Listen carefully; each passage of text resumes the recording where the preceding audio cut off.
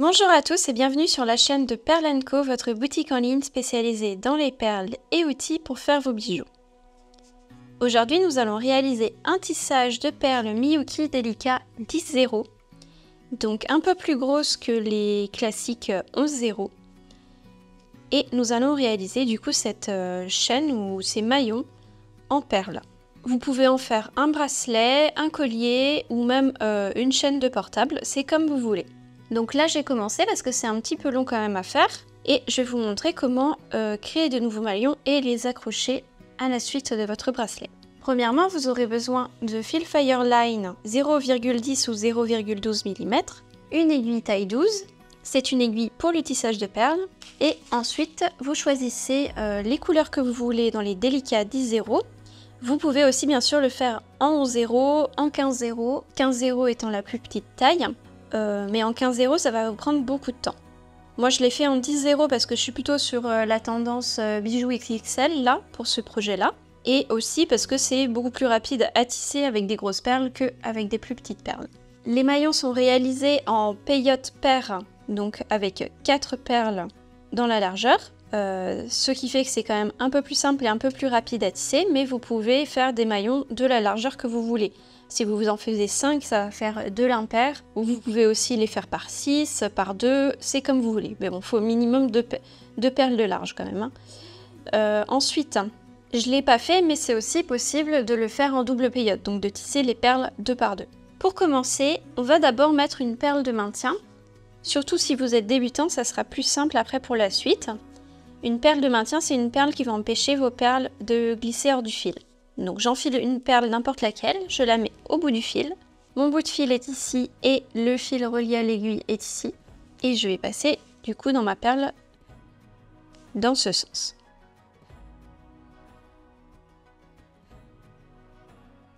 Et on peut le faire 2 fois parce que le trou est assez gros. Donc on passe 2 fois. Cette perle sert juste à empêcher les perles de tomber pendant qu'on est en train de tisser. Et on va l'enlever à la fin. Pour commencer mon tissage peyote paire, je vais enfiler 4 perles. Il s'agit de mon rang 1 et 2. Puis, avec le rang 3, on va venir décaler les perles pour créer des espaces qu'on viendra remplir par la suite avec les autres rangs. Donc, on commence par enfiler une autre perle, la première perle du 3e rang.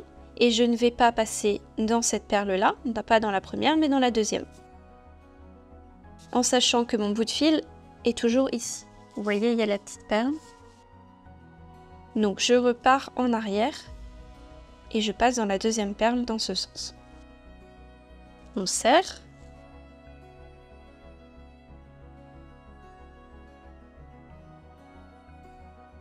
Et ça donne ça. Donc il faut bien que les 2 perles soient côte à côte. On prend une autre perle, la 2e perle du 3e rang. Et on ne passe pas dans la perle suivante, mais dans celle d'après. Donc la première perle enfilée en fait. On serre et voici ce qu'on obtient. Maintenant, on va continuer à remplir les espaces. Donc j'enfile une perle turquoise et je vais passer dans cette perle dans ce sens. Vous serrez bien au fur et à mesure, puis je passe dans cette perle dans ce sens.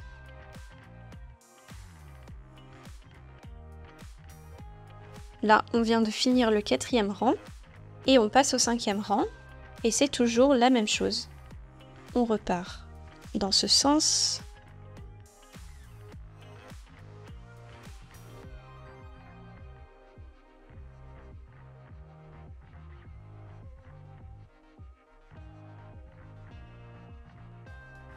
On passe au rang 6.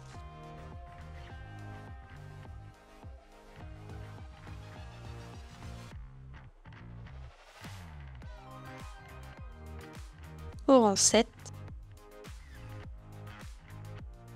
et ainsi de suite jusqu'à ce que vous ayez 20 perles au-dessus et que ça puisse s'emboîter quand on les tourne comme ceci.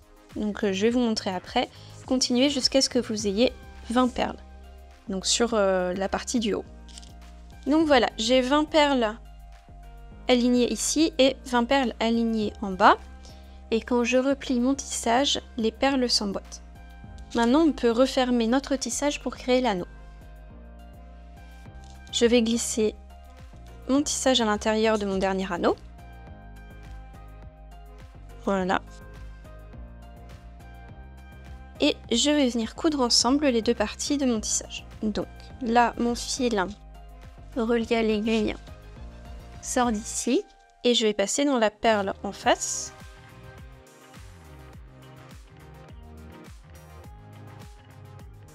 Ensuite, je retourne dans la perle de la première partie, la deuxième perle de la première partie, la troisième perle de la deuxième partie,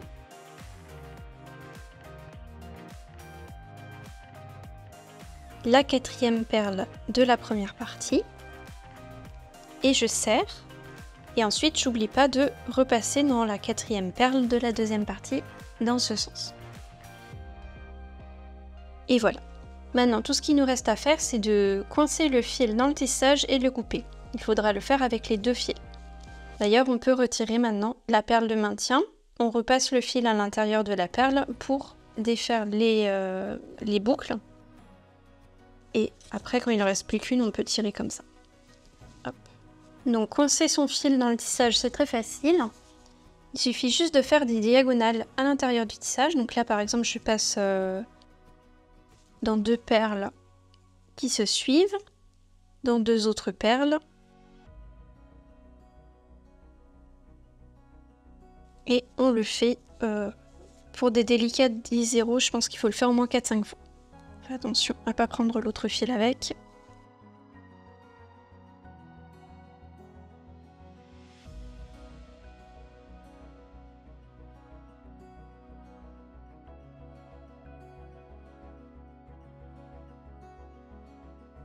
Et vous voyez, le fil est caché à l'intérieur. Et ensuite, on n'a plus qu'à le couper. On change le fil de l'aiguille. Et on fait la même chose.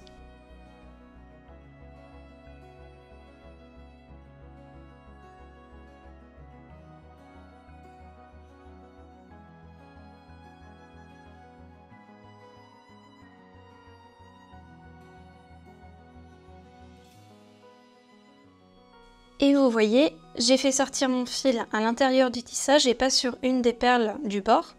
Parce que si on fait sortir le fil sur une des perles du bord et qu'on le coupe, on va voir le petit bout de fil qui ressort. Alors que si je le coupe au centre comme ça, on peut cacher facilement le bout de fil. Donc là, j'ai suivi un certain ordre pour la couleur de mes maillons. Vous faites comme vous voulez. Si ça vous plaît comme ça, vous pouvez faire comme ça. Sinon, vous pouvez faire une seule couleur, deux couleurs. Je vous montre juste la technique et libre à vous de faire ce qui vous plaît. Voici l'enchaînement des couleurs que j'ai réalisé. Turquoise, rose fluo, rose pâle, orange, blanc.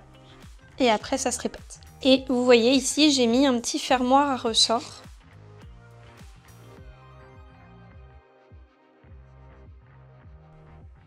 Qui me servira à fermer mon bracelet.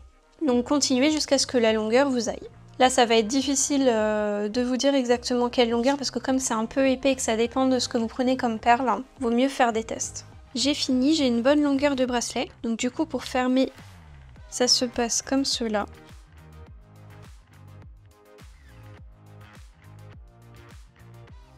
Il faut à peu près 15 minutes de tissage par maillon.